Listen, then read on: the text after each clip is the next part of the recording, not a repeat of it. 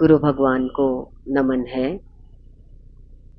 प्रेम ना बढ़ने के कारण दुख आता है। हर व्यक्ति का एक ही प्रश्न होता है कि मेरे जीवन में अनंत दुख क्यों है। देखिए, सबके जीवन में ही दुख ही दुख है, सुख भी दुख है। जो कुछ चीज आप लेते हो, देखिए नई गाड़ी ली, ऐसा तो नहीं है कि इस गाड़ी में सुख ही सुख है। अब इसके खर्चे भी आएंगे या कुछ अनर्थ हो जाए तो ये बहुत बड़ा दुख है। पर हर कोई चीज ली जाती है तो सुख के लिए ली जाती है। छोटा सा सुख आपको बहुत बड़ा दुख भी दे सकता है। बस सुख तो परमात्मा में है। सत्संग सुन करके ही हम संसार को समझ सकते हैं कि संसार में दुख ही दुख है। जीव को लगता है कि संसार में सुख है। एक प्यासा व्यक्ति है और वो दौड़ रहा है पानी की तलाश में। दूर से देख रहा है, पानी ही दिखाई दे रहा है। जब एक आस से दौड़ता है तो वहां जाकर पानी नहीं मिलता, निराशा मिलती है। अब आस तो किसकी थी कि पानी है। अब दूर से उसे समझा दिया जाए कि वहां पानी नहीं है। मैं उधर से आ रहा था, मैंने देखा है कि वहां पानी नहीं है। पर उस व्यक्ति को अपनी आंखों के द्वारा दूर पानी दिखाई देता है। वो नहीं मानेगा, वहां जाएगा तेज दौड़ता हुआ, क्योंकि प्यास लगी है, पानी नहीं मिलेगा। अब तेज दौड़ने से और प्यास लग गई। अब वो और आगे दौड़ेगा कि मेरी प्यास बुझ जाए। अब तो हांफने लगा, आगे जाता है, फिर पानी नहीं होता। ऐसे ही संसार में हम आगे से आगे दौड़ते रहते हैं कि हमें सुख मिलेगा।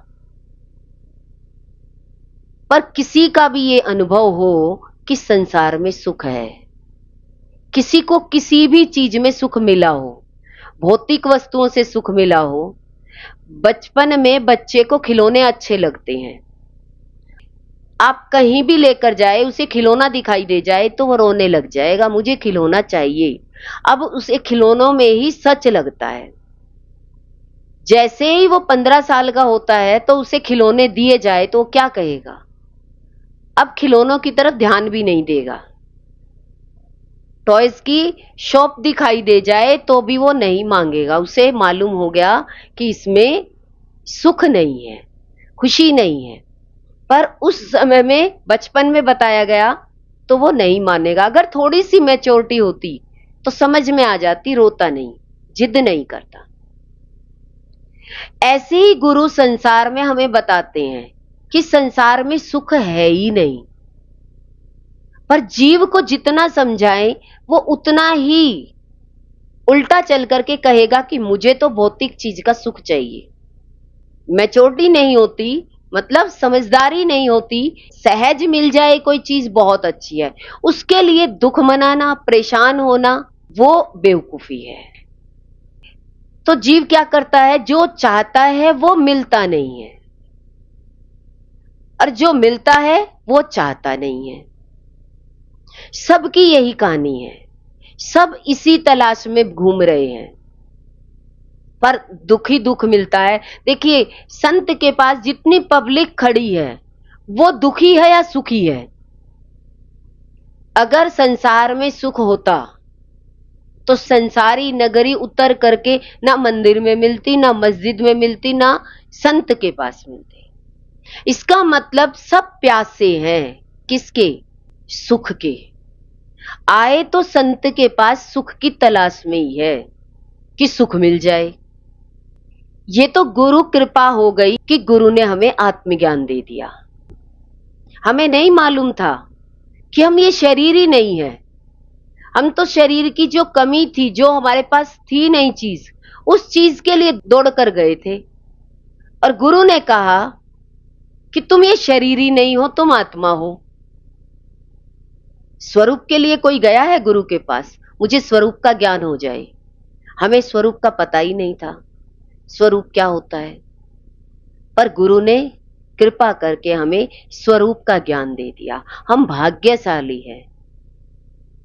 हम क्या हैं? हम भाग्यशाली हैं कि हम गुरु के पास पहुंच गए और गुरु ने पकड़ करके हमें आत्मज्ञान दे दिया, सच बता दिया।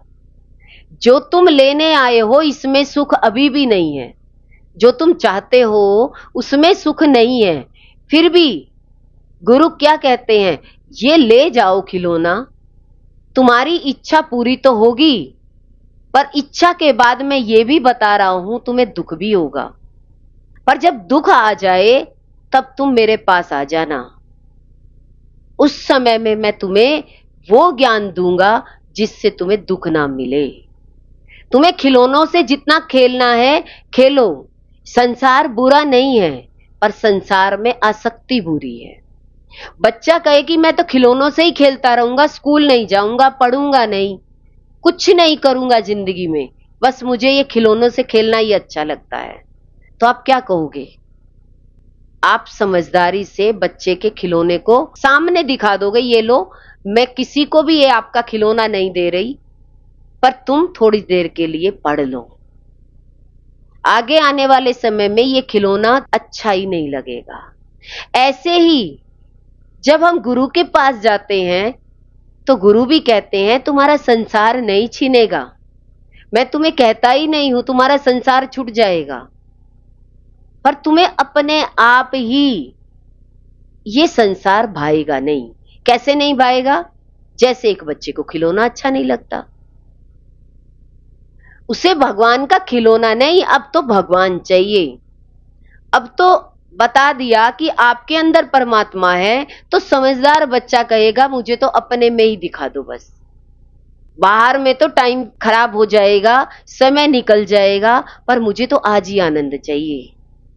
मुझे क्या चाहिए? सच का आनंद आज ही चाहिए। जब से मैं पैदा हुआ हूं के 9 महीने गर्भ में उल्टा लटका रहा, फिर जन्म हुआ तो कहां गंदगी से पैदा हुआ, कहां रास्ता गंदगी का निकल करके आता है, वहां से मैं निकल कर आया।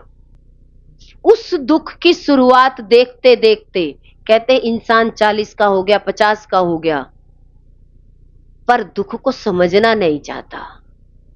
जा ही वहीं रहे हो जहां पानी नहीं है, भागी वहीं रहे हो जहां सुख नहीं है। गुरु का ज्ञान जब तक झूठा लगेगा, जब तक आपने अपने स्वरूप को नहीं जाना। सुख संसार में कब तक लगेगा? जब तक इच्छाओं की प्यास लगी है। इच्छाओं और कामनाओं और वासनाओं से भरा हुआ ये शरीर है, उसकी प्यास लगी है, अभी प्यास बुझी नहीं। दौड़ दौड़ करके देख लिया इस संसार में, स्पीड बढ़ रही है संसार की तरफ, संसार से मुड़ने की तरफ नहीं, सच को समझने की नहीं, झूठ की तरफ जा रही है। लंबे अरसे तक गुरु के पास बैठकर भी इंसान सच को नहीं समझ पाता, अपना ही मन करता रहता है कि ये मेरी इच्छाएं पूरी हो जाए, मेरी जो ये वासनाएं पूरी हो जाए, मेरे से पूरी नहीं हुई बच्चों से हो जाए। पर अगर आपने जिस जगह पर जाकर देख लिया, उस जगह पर बच्चा भी जाकर देखेगा तो उसे क्या मिलेगा? कुछ नहीं।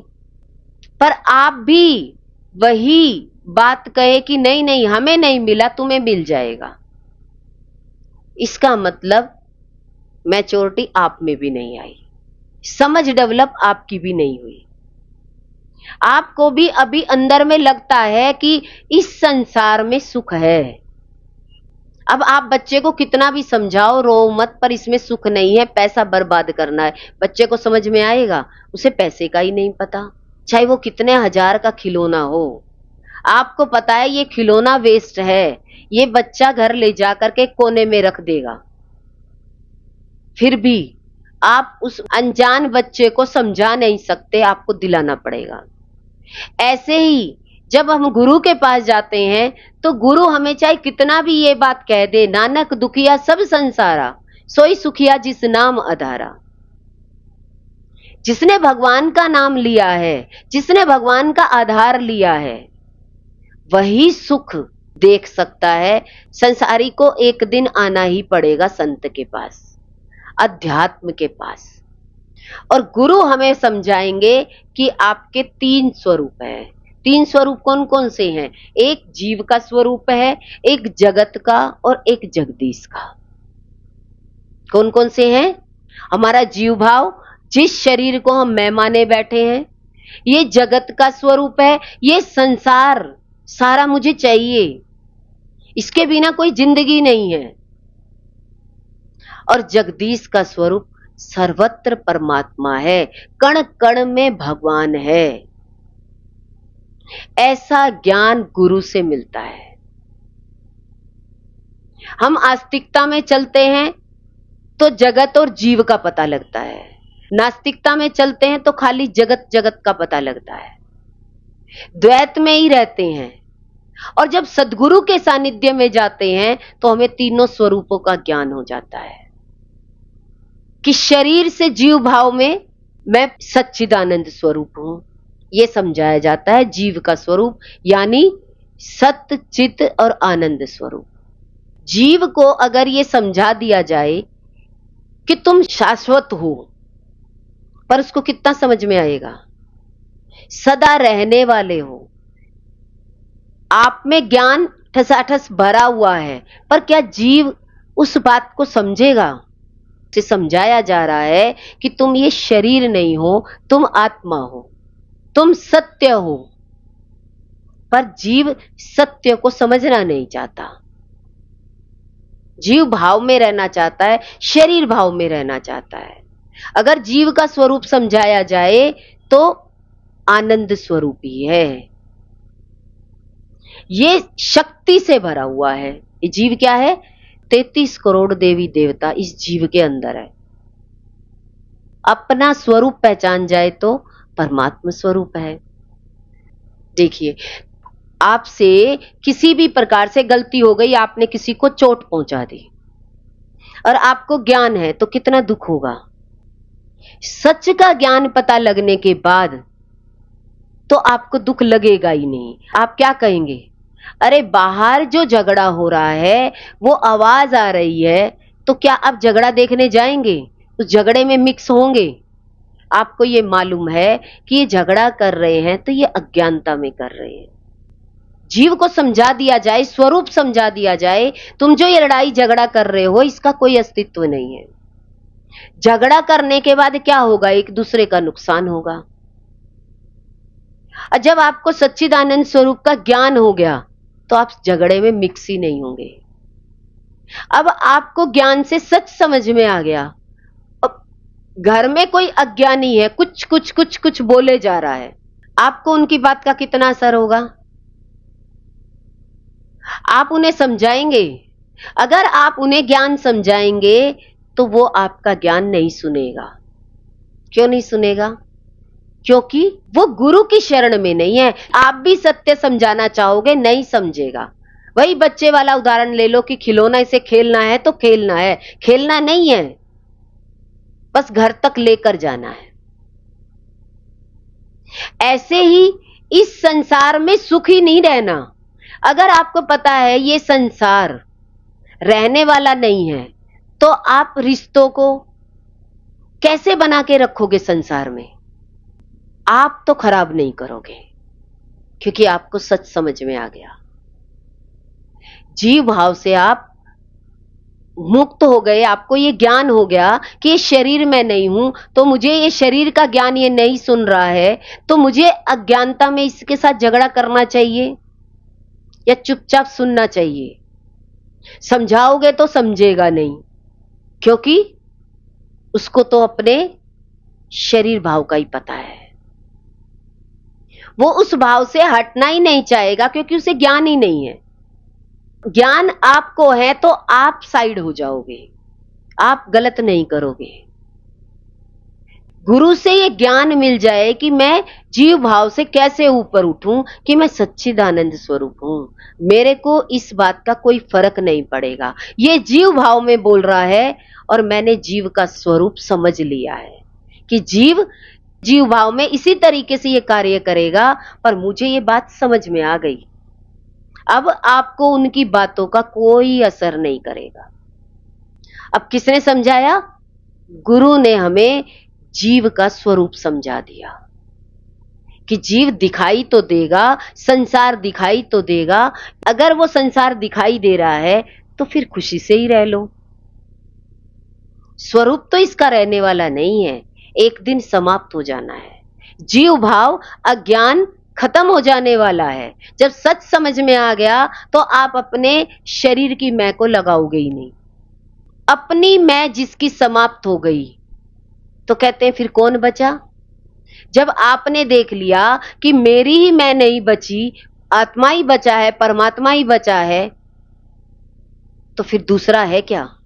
सामने वाला भी है क्या? वो भी अगर ज्ञान को समझ ले तो उसे क्या लगेगा? ये भी ये नहीं है और मैं भी ये नहीं हूं। दोनों क्या है?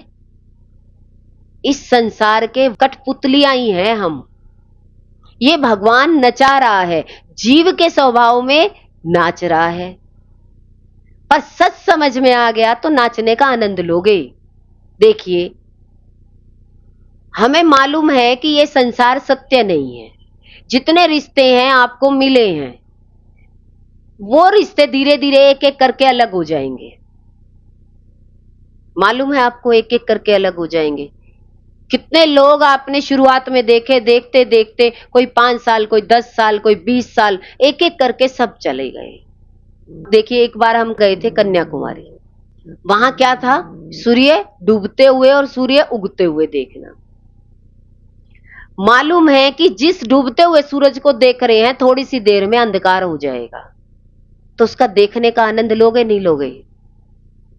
डूबते हुए का भी आनंद लो, उगते हुए का भी आनंद लो। आप आनंद ले सकते हो, पर इस आनंद को अपनी मुट्ठी में भरकर लाना चाहो वो संभव नहीं है। क्योंकि डूबेगा तो अंधकार होगा, निकलेगा तो प्रकाश होगा। ऐसे ही संसार में रहते हुए, परिवर्तनशील संसार में रहते हुए ज्ञान स्वरूप में रहो। ज्ञान को अगर समझ लिया तो सही मायने में आपका जीव का स्वरूप भी आपको देखने में आनंद आएगा। दूसरा स्वरूप है जगत का स्वरूप। देखिए, जगत में क्या करता है जीव? ये 5 इंद्रियां हैं, ये 5 इंद्रियां बाहर की तरफ जा रही है, बाहर देखना पसंद कर रही है। अब जगत कहां देखना पसंद करते हो? जगत है ही बाहर। बाहर देख करके आप सोचते हो कि सारे जगत को मैं मेरे आंखों में भर लूं, दुनिया की सारी मीठी आवाज मेरे कानों में आए और दुनिया का सबसे मीठा व्यक्ति मैं बनूं। जब आपकी जीवा निरंतर मीठी नहीं रह सकती, मीठा खाके ही मीठी नहीं होती है, ये अपने आप कड़वी भी हो जाती है। आप अभी किसी के साथ बड़े प्यार से बात कर रहे हो, अभी कोई रिश्ते में कड़वाहट वाला व्यक्ति आ जाए, ये जीव तुरंत कड़वी हो जाएगी, क्या सुनाना शुरू कर देगी। तो जगत परिवर्तनशील है। ये जगत जो दिखाई दे रहा है, जो व्यक्ति सामने आज अच्छा दिखाई दे रहा है, वो व्यक्ति एक दिन आपके साथ कितना अपोजिट हो सकता है, उल्टा हो सकता है। जितनी आपने उसके साथ बैठकर मीठी बात करी होगी, वही मीठी बात वो कड़वी करके वापस लौटा सकता है आपको। आपने देखा होगा, किसी के साथ आपने बहुत अच्छा व्यवहार किया और आपने पूरा विश्वास किया कि ये व्यक्ति तो मेरे साथ कभी जिंदगी में गलत नहीं करेगा, और वही व्यक्ति आपके नाश का कारण भी बन जाता है। आपने तो अपना करके सारी बात बताई, उसने अपना नहीं मान करके क्या कर दिया? उल्टा वार कर दिया। तो जगत परिवर्तनशील क्यों कहा? क्योंकि ये आंखें बदलने में देर नहीं लगाती। जो दृष्टि में आप भगवान देख रहे हो, कहते हो आप मेरे भगवान हो, वही थोड़ी सी देर बाद या साल बाद, 2 साल बाद ये आंखें कह सकती है कि आप भगवान नहीं हो। इसका मतलब आपकी आंखों ने भगवान देखा ही नहीं, आंख से झूठ बोला।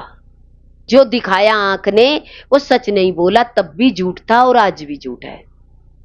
तो ये बात समझ में आती है कि कब मेरी जीवा किसी के लिए बदल जाए, कब मेरी आंखें किसी के लिए बदल सकती है? जब मेरी 5 इंद्रियां परिवर्तनशील है, कभी अच्छी नहीं हो सकती, तो दूसरे की कैसे हो जाएगी? दूसरे पर आप कैसे विश्वास कर लोगे? सब गुरु के पास आते हैं और कहते हैं, गुरुदेव हम आपके हैं, आप हमें सेवा दे दो। गुरुदेव ने आपको सेवा दी और आप आगे गए और आपने गुरुदेव की सेवा को बिगाड़ दिया। अच्छा मान करके अंदर घुस तो गए, पर आपसे बुरा हो गया। आपका दुख बढ़ा या कम हुआ? दुख में आए थे, दुख में आपने झूठ से सेवा मांग ली और सेवा मांगने के बाद आप सच्चे नहीं रहे। सच्चे कैसे? कोई एग्जाम्पल ले लो। कोई कहता है मुझे गाना बहुत अच्छा आता है और भगवान ने आपको भक्ति में गाने को दे दिया। अब आप चले गए गाने में आगे, अब वहां जाकर के आप बहुत अच्छे से गा नहीं पाए। सेवा लेनी तो बहुत आसान थी, पर सेवा लेने के बाद आपने अच्छे से गाया नहीं वहां, तो कमजोरी कहां हो गई? आप गा ही नहीं पाए तो आपका दुख बढ़ता चला जाएगा। ऐसे ही कोई खाने की सेवा ले लो और खाने की सेवा, हमें सेवा दो, हमें सेवा दो, गुरु ने खाने की सेवा दे दी और अचानक आप उस सेवा में शामिल नहीं हो पाए, तो आपका दुख क्या होगा? आपका दुख अपने आप बढ़ जाएगा। बहुत इजी लगता है कि हम ज्ञान में आगे बढ़ेंगे, और जैसे ही संसार में कोई परेशानी आती है तो हमसे ज्ञान छूट जाता है, हम अपने स्वरूप में आ ही नहीं पाते। इसका मतलब मैं सच से अपने स्वरूप को जानने आया हूं या मैं खाली अपनी तकलीफ को दूर करने आया हूं? हर कोई व्यक्ति गुरु के सामने काम निकालने आता है, ना कि अपने स्वरूप का ज्ञान लेने। ये तो गुरु की कृपा होती है कि चलो बच्चा खिलौने के माध्यम से आ रहा है तो मैं इसे सच दे दूं। ये गुरु कृपा है, वो सदा सदा के लिए सुख दे दे। पर आते हम दुख ही मांगने हैं संसार का। इतने साल दुख देखने के बाद भी गुरु से दुख ही मांगने आते हैं, पर गुरु की कृपा हो जाती है कि तुम दुख मत मांगो, तुम सुख मांग लो, सदा सदा के लिए सुखी हो जाए। पर जीव की दशा ऐसी होती है, उसे दुख ही चाहिए। फिर भी संत की कृपा यही होती है कि तुम अपने स्वरूप को जानो। बचपन खिलौनों में खो दिया, जवानी बड़े खिलौनों में खो दी। अगर अभी भी समय हमने इन्हीं खिलौनों में खो दिया तो समझदारी कब आएगी? समझदार हो जाओ कि जिस तरफ भाग रहे हो, जिसकी प्यास आप बुझाना चाह रहे हो, वो प्यास कभी नहीं बुझेगी। ये मृग मरीचिका का जल है, दूर से दिखाई देता है, सुख दिखाई देता है, आशा दिखाई देती है, पर निराशा मिलेगी। जितना नजदीक जाओगे उतनी निराशा मिलती है। अच्छा, कौन सा कर्म ऐसा है जिसमें तुमने आस लगाई हो और उसमें निराशा ना मिली हो? कुछ भी भगवान से लिया, व्यक्ति लास्ट में एक ही बात बोलता है, पहले ये ज्ञान हो जाता, समझ आ जाती, कहता है अभी भी अज्ञानी हो, अभी भी ज्ञान है कहां? अभी भी संत अगर संसारी सुख देने में लग जाते तो फिर भगवान का नाम कब दिलाते वो? और जितने लोग बैठे होते हैं वे संसारी सुखों के लिए बैठे होते हैं। फिर भी संत कभी ये नहीं कहते, गुरु ये नहीं कहते, कहते खेलो खिलौनों के साथ, पर खिलौना टूट जाए तो रोना मत, क्योंकि ये टूटेगा, ये बड़ा दुख का कारण होगा और उस समय में भयानक दुख होगा। उस समय में तुम मेरे इस ज्ञान को समझने के लायक भी नहीं होगे, तब तुम और दुख से भरे हुए होगे। खिलौना देना मेरे लिए बहुत आसान है, पर वो खिलौना टूट गया तो मुझे तुझे दुख से निकालना बहुत मुश्किल है, तब मैं तुझे दुख से कैसे निकालूंगा? इसीलिए कहा कि तुम संसार में खिलौनों के साथ खेलते खेलते सत्संग में लगे रहो। धीरे धीरे जब ज्ञान समझ में आता चला जाएगा, जिस दिन आपका खिलौना छूटना होगा उस दिन सच तो समझ आ जाएगा, सच तो आपके हाथ में आ जाएगा। नहीं तो ये जगत का स्वरूप ऐसा है, रोज बदलता है, व्यक्ति रोज बदलता है, पर जीव ये चाहता है ये बदले ना। मेरी मुट्ठी में जैसा मैंने लिया है ना, ये ऐसा ही रहे, ऐसा नहीं रह सकता। आपका स्वभाव एक जैसा रहा क्या? जब आपका स्वभाव किसी के साथ एक जैसा नहीं रहा, आप इतने बदलते चले गए, तो दुनिया में सभी व्यक्ति बदलेंगे? ऐसा कैसे हो सकता है कि आपके सामने जो व्यक्ति खड़ा हो वो ना बदले? शादी होकर के लड़की आती है तो पति कैसा लगता है, पर 40 साल बाद, 50 साल बाद वही पति क्या वैसा ही लगता है देखने में, सोच में वैसा है। जब आपकी सोच बदल गई, देखने वाले की दृष्टि बदल गई, तो जब आप बदल सकते हो तो सामने वाला व्यक्ति आपके लिए क्यों नहीं बदलेगा? तो ये जगत क्या है? परिवर्तनशील है। परिवर्तनशील जगत में अगर अपना मन लगाओगे, ये दुख अनंत गुना बढ़ता चला जाएगा। तो कई गुना कैसे दुख बढ़ता चला गया? हमने सोचा इससे प्यास नहीं बुझी तो इससे बुझ जाएगी, इससे नहीं बुझी तो इससे बुझ जाएगी। ये प्यास आगे बढ़ती चली गई और आज दिन तक वो प्यास बुझी नहीं। तो दुख का कारण है मेरी अज्ञानता, कि मैंने ज्ञान के द्वारा, गुरु के द्वारा उस परमात्म स्वरूप को नहीं जाना। तो गुरु हमारे तीनों प्रकार के स्वरूप का ज्ञान देते हैं। कौन सा? जीव का स्वरूप का ज्ञान देते हैं, जगत का ज्ञान देते हैं कि ये द्वैत में है। अद्वैत में कौन सा है? जगदीश का स्वरूप। तीसरा स्वरूप कौन सा है? जगदीश का स्वरूप, उस परमात्मा का स्वरूप जो ज्योति स्वरूप है, जो निराकार है, शांत है। देखिए उसमें कोई चुरपुल नहीं है, कोई हलचल नहीं है। पर जगत का स्वरूप समझ में आया? अब जगत के स्वरूप में रह करके अगर आप सुख पाना चाहो तो जगत में सुख नहीं है। ज्ञान होगा तो इस जगत का भी सुख ले लोगे, और ज्ञान नहीं होगा, जगत में आपका दुख बढ़ता चला जाएगा, घटेगा नहीं। तो जगदीश का स्वरूप क्या है? ईश्वर, परमात्मा, ज्योति स्वरूप, निराकार। कहते हैं जगदीश कोई व्यक्ति नहीं है। हम परमात्मा को जीव भाव में क्या मानते हैं? भगवान का ये स्वरूप है, वो जीव का स्वरूप है। जगत का स्वरूप है भौतिक स्वरूप। जगत भौतिक चीजों से लगता है, तो जगत की सारी चीज मेरी मुट्ठी में आ जाए, तो सारा भौतिक जंजाल मेरे अंडर में हो, तो ये है जगत का। और जगदीश क्या है? जीव को समझ लिया, जगत को समझ लिया। अब आप दो स्वरूपों से आगे निकलोगे तो परमात्मा का स्वरूप समझ जाओगे। अब शरीर भी नहीं बचा और भौतिक वस्तुएं भी वहीं की वहीं स्थान लेंगी। आप उनको यूज करो, फिर अच्छे से करो ना, खुशी से करो ना, दुख मान के क्यों करते हो? सूर्य डूबना ही है तो उसका आनंद ले लो ना, डूबते हुए का देखो ना ये कैसे डूब रहा है। पर दुखी नहीं होंगे, थोड़ी सी देर में अंधेरा हो जाएगा। पर जितनी देर आप खुश रह सकते हो उसको देखकर, इतनी देर खुश रहो। ऐसे ही जगत में जब तक आपका जीवन है, इस जीवन को सुख की तरह से जियो, आनंद लो उसका। परमात्मा ने शरीर दिया है, इस शरीर के सुख भी लो, पर सुख परमानेंट रहेंगे ऐसा समझ के नहीं। कोई व्यक्ति जीवन से कभी भी छोड़ के जा सकता है, पर जब तक व्यक्ति मेरे साथ रहेगा तब तक मैं इसके साथ घुल मिल कर रहूंगा, प्रेम से रहूंगा। ये है समझदारी, क्योंकि छोड़ने का कोई फायदा नहीं है।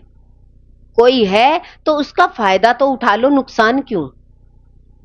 तो गुरु हमें यही समझा रहे हैं कि ये छोड़कर जा सकता है, इतना पक्का करके रहना। सत्संग में कितने लोग आते हैं? कोई 2 साल, कोई 4 साल, कोई 5 साल, कोई 25 साल, 25 साल से लगा हुआ है, टिका हुआ है। कोई 2 साल आया, 2 साल में चला गया। 2 साल में क्या करते हैं संत? कहते 2 साल में इनको ज्ञान समझा दो, कम से कम ये कहीं जाएंगे। हो सकता है ये परमानेंट ना टिके, इनका मन समर्पित ना हो अभी, इनका मन ना जाए। अभी मन सारी दुनिया का चक्कर लगाना चाहता है। कार्तिकेय जी दुनिया का चक्कर लगा के आए और गणेश जी ने समझ लिया मेरे ज्ञानी माता पिता है और मुझे ज्ञानी माता पिता मिल गए, मैं इन्हीं का ही चक्कर काट लूंगा, मैं इन्हीं को ही अपना मान लूंगा, इनसे ज्ञान ले लूंगा। अब लोग क्या कहेंगे, हम भी अपने माता पिता के चक्कर लगा लेते हैं, माता पिता ज्ञान में जाते ही नहीं है। हम भी गणेश जी बन जाते, कहते हैं तो तुम्हारी तो गर्दन काट दी तो दोबारा जोड़ने वाला भी नहीं आएगा। शिव ने तो जोड़ दी अपने बच्चे की, आप तो जोड़ नहीं पाओगे। क्या इतना क्रोध सहन कर लोगे? नहीं। इसीलिए ज्ञान को समझना चाहिए। अहंकार वश सोचते हैं हम भी ऐसे ही कर लेंगे। कहते हैं पहले ये देखो शिव पार्वती है क्या माँ बाप, ज्ञानी है क्या, तो उनके चक्कर काटने में फायदा है। इसलिए नहीं तो गुरु की शरण में जाकर के ज्ञान लो, गुरु के चक्कर लगाओ। इतनी ज्यादा गुरु की परिक्रमा करोगे, उस परिक्रमा का भी फायदा है। परिक्रमा क्या है? रोज सत्संग में आना और ज्ञान को सुनना और गुरु की बात को समझना और फिर अप्लाई करना। फिर छोटा सा दायरा मिला है आपको तो घर का, हम दो हमारे दो। अब आपने अप्लाई करना है ज्ञान को। अब सारे अज्ञानी है, वो आपको शरीर भाव से देखेंगे, कुछ कुछ बोलेंगे और आप उनकी अज्ञानता को देख करके अंदर ही अंदर मुस्कुराना कि गुरु ने मुझे ज्ञान दे दिया, इनका गलत बोलना बुरा लगता, ना बहुत अच्छी तारीफ करते हैं ना उस तारीफ का, तो गुरु ने समझा दिया कि दोनों चीजों का आनंद लो। तुम शरीर से जब तक हो तब तक इस संसार का आनंद लो, एक दिन तो ये शरीर संसार छोड़ के जाएगा ही। रहते हुए जगत है तो जगत का आनंद लीजिए, मना नहीं है जगत का आनंद लेने का, बस समझदारी से। दुख नहीं होना चाहिए कोई आपको छोड़ के चला जाए तो, एक गली से दूसरी गली तो जाएगा, पर यह समझ में आ जाए कि स्वभाव तो परिवर्तन होगा। आपका परिवर्तन हो गया तो आपके बच्चे का भी होगा, आपके पति का भी होगा, आपकी सास का भी होगा, आपके नंद का भी होगा। पहले दिन तो आप भी ऐसे नहीं थे, धीरे धीरे आपने कर्मों को देखा और कर्म को देख करके आपके अंदर में परिवर्तन आया। ज्ञानी होते तो आप में परिवर्तन नहीं आता, आप वैसे ही रहते, आप नहीं बदलते, तो आपका दुख कई गुना नहीं लगता। तो दुख ज्यादा क्यों लगने लगा? क्योंकि आपने अपने आप को सारी जगह फेल देख लिया। फेल तो होना ही है। जैसे पहले आपका शरीर था तो बूढ़े हो गए तो फेल तो हो ही रहे हो, और पास होना चाहोगे अज्ञानता में तो पास तो हो ही नहीं सकते। इस दिमाग को कितना लड़ाओगे? पर ये दिमाग वाकई में बहुत शार्प होता है, ज्ञानी का दिमाग बहुत शार्प होता है। ज्ञानी बाहर का भी सुख लेता है और अंदर का भी सुख लेता है।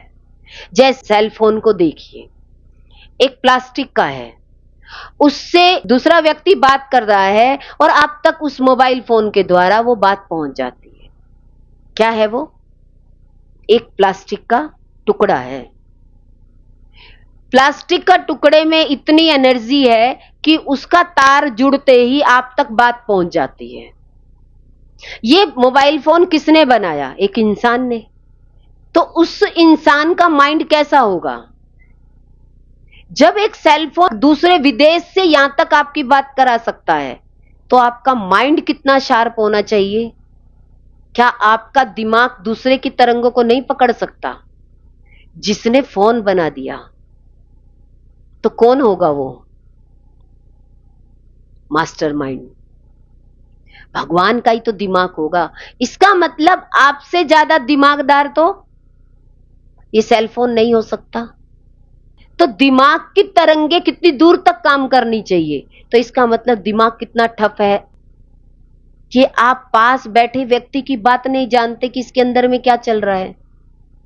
तो दिमाग कितना जड़ है कि आप दूसरे की बात भी नहीं जान सकते इसे क्या चाहिए। तो किसी व्यक्ति ने इस मोबाइल को बनाया है, तो फिर दिमाग तो और भी ज्यादा तेज होना चाहिए इस मोबाइल फोन से।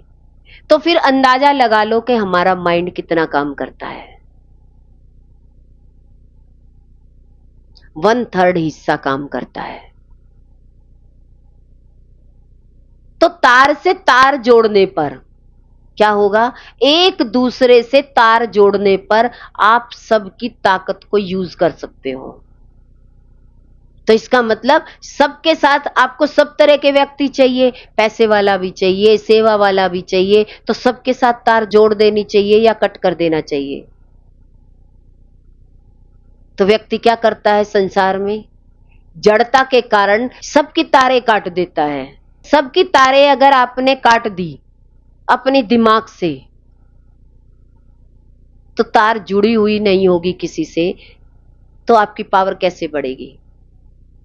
इसका मतलब तार से तार आगे जुड़ी हुई है तो सबके घर में लाइट है, और एक तार कट जाए तो आपके घर की लाइट चली जाएगी। जितने घरों की उस तार से लाइट जुड़ रही होगी, वो तार कटते ही सब घरों की एक साथ लाइट चली जाएगी। ऐसे ही अपने दिमाग का इस्तेमाल करिए। अगर अपनी तार सबके साथ जोड़ोगे तो आपकी लाइट ज्यादा रहेगी, नहीं रहेगी? तो आपके कितने कनेक्शन हैं?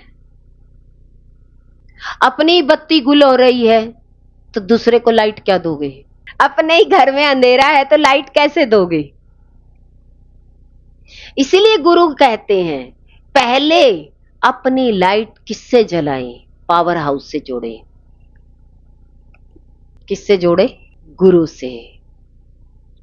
पावर हाउस है, क्योंकि इतनी पावर उनके पास है। उनके साथ जुड़ते ही हमने भी तार वहीं जोड़ दिया तो सारी लाइट हमारी भी आ जाएगी। हम यहां से काट के वहां जुड़ जाएंगे तो तार नीचे ही लटकी रहेगी। काट काट के इधर उधर जुड़ने की कोशिश करते रहोगे तो तार तो लटकी रहेगी। किससे जोड़ोगे? दूसरे से जोड़ने चलोगे तो एक तरफ से काट करके दूसरे से जोड़ोगे। एक से जुड़ गई तो दूसरे से जुड़ती चली जाएगी। आप प्रेम से भरे रहें तो आपकी तार के साथ दूसरा तार जोड़ लेगा। अगर आपके अंदर में प्रेम नहीं है तो दूसरा व्यक्ति आपसे तार नहीं जोड़ेगा। इसलिए जहां आपका फायदा होता हो, तो गुरु से फायदा होता है। सबसे पहले मैं ज्ञान को प्राप्त करूं, मैं उस परमात्मा को समझूं कि मेरे अंदर परमात्मा कैसे है। और जब मैं उस परमात्मा को समझ जाऊंगा तो फिर मेरे से लाइट सबकी जुड़नी शुरू हो जाएगी। तो मेरी पहले लाइट मैं जलाऊं और उसके बाद मैं सबको कनेक्शन दे सकता हूं। आप कहें कि मैं कनेक्शन सबको दे दूंगा, कैसे दोगे? अंधेरे घर में से कौन आपसे लाइट लेने आएगा? कोई नहीं आएगा। इसीलिए पहले उस परमात्मा को जानो, उस जगदीश के स्वरूप को जानो कि आप कौन हैं। और जगदीश के स्वरूप को जान लिया कि मैं निराकार चेतन करंट स्वरूप हूं। मुझे उस तार से पहले कनेक्शन जोड़ना है, गुरु से जोड़ना है, मेरी लाइट आ जाएगी। और मेरी लाइट से पहले मैं अपने घर में सत्संग, भजन, कीर्तन, ये सब अब इस शरीर के द्वारा मैं जीव भाव में, जगत के स्वरूप में, कहते हैं भगवान का नाम लूं। आपकी तरंगे क्या देना शुरू कर देगी लाइट आते ही? भगवान का नाम। अब आपको अपने शरीर से भगवान का नाम अच्छा लगने लगा, प्यारा लगने लगा। इसका मतलब आपके घर में लाइट आ गई। अंधेरे में क्या अच्छा लगेगा? जगत का स्वरूप अच्छा लगेगा, जीव भाव अच्छा लगेगा। वो बाहर की लाइट है। बाहर की लाइट से आपको फायदा होने वाला नहीं है। बाहर की स्ट्रीट लाइट जल रही है, थोड़ी देर खड़े हो सकते हो, फिर नींद आएगी तो आपको अपने घर आना पड़ेगा। स्ट्रीट लाइट में खड़े नहीं हो सकते। ऐसे ही बाहरी रूप से आप जितने लगे रहोगे, तो कहते हैं ज्ञान मिलने के बाद पहले अपनी लाइट जलाओ। और जब आपके घर में प्रकाश आ गया तो अब भजन कीर्तन आपके द्वारा होने लग जाएगा। आप बिना भजन कीर्तन के रह ही नहीं सकते। प्रकाश का मतलब, ज्योति का मतलब यही है कि आपका ध्यान सारा भगवान की तरफ हो जाएगा। सर्वत्र परमात्मा है। अब आपकी लाइट जलने के बाद तो आपको ये पता लग जाएगा, ये व्यक्ति भी अपनी लाइट जला ले तो इसमें और मेरे में कोई फर्क नहीं।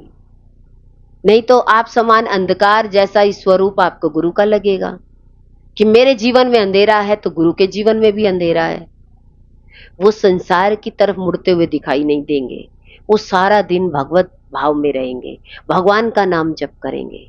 लाइट जलने के बाद इंसान कहता है अब मेरी लाइट मेरे घर की आ गई, मेरे शरीर के अंदर में प्रकाश हो गया, बाहर से मुझे कोई दुख आ नहीं सकता, बाहर की प्रतिकूलताएं मुझे दुख नहीं दे सकती, बाहर का शोर मेरे अंदर पहुंच ही नहीं सकता, क्योंकि मेरे अंतर में भगवत भाव जागृत हो गया, भगवान का प्रेम जागृत हो गया। देखिए, अगर तुम सदगुरु के पास पहुंच गए तो तीनों का स्वरूप उजागर होगा। अब तीनों का स्वरूप उजागर हो गया, जीव का, जगत का और जगदीश का। तीनों का स्वरूप हमने जान लिया तो गुरु ने हमें तीनों स्वरूप की जानकारी दी और अनंत काल का दुख नष्ट हो जाएगा। जो जीवन में हम दुख लेकर आए थे, हमें वो आभास करा दिया गुरुदेव ने कि दुख तो था ही नहीं। दुख की कल्पनाएं लेकर के हमें सच लग रही थी। यही आत्मसिद्धि का शास्त्र है, जो तीनों प्रकार का ज्ञान मिल जाए। मेरे को बीमारी का पता चल गया, भाई मेरे बीमारी क्या है और बीमारी की दवाई किससे मिलेगी, वो समझना पड़ेगा कि मैं शरीर भाव में हूं, ये बीमारी थी। जगत को अपना मान बैठे थे। कहते हैं कि सामने गुरु बैठे हों, वो समझाएगा तभी हमें समझ में आएगा, नहीं तो बीमारी का इलाज नहीं हो सकता। हम सोचे ये ऐसी दवाई नहीं है जो आपने मंत्र पढ़ लिया और छूमंतर हो गया सब कुछ, नहीं, समझाने वाला चाहिए। आओ तुम्हें समझाऊं, उससे जब तुम समझोगे तभी दुख का निवारण होगा। देखिए, हमें ज्ञान समझ में आ गया, अब आपको समझना पड़ेगा। अब अलग अलग दुख लेके आओगे, आप बताओ कैसे होगा। एक लाइन से दुख का निवारण हो गया, समझ डेवलप हो गई, समझदार बन गए तो रोज के रोने से छूट गए। अब बार बार आप रोओगे नहीं। जो चीज ना मिले तो बच्चा रोने लग जाए, कितनी बार रोएगा? अच्छा, आप कितनी बार बच्चे के रोने को देखोगे या क्या कहोगे? समझ जा, रोना कोई कारण नहीं है। अपनी बात को सही तरीके से बताना सीखो और फिर समझना सीखो कि रोना आ ही क्यों रहा है। जब ये समझ में आ गया तो दोबारा फिर रोने का साधन नहीं ढूंढोगे, फिर रोओगे ही नहीं। निवारण करता सदगुरु है। अब किसकी कमी है? जब ज्ञान मिल गया, गुरु मिल गए, अब कमी किसकी रह गई? जो स्वरूप जीव जगत और जगदीश समझते ही नहीं है तो फिर उनको ज्ञान कैसे होगा? जो स्वरूप को समझना ही नहीं चाहते तो उसके जीवन से कभी दुख समाप्ति नहीं हो सकती।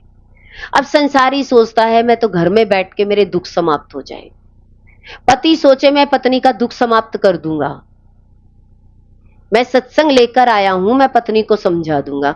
पत्नी समझेगी पति से ज्ञान? कभी नहीं समझेगी। पत्नी क्या कहेगी?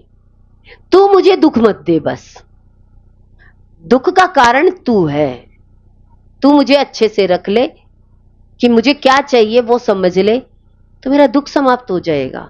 पर पति सोचे कि मैं इसे ज्ञान से समझा दूं।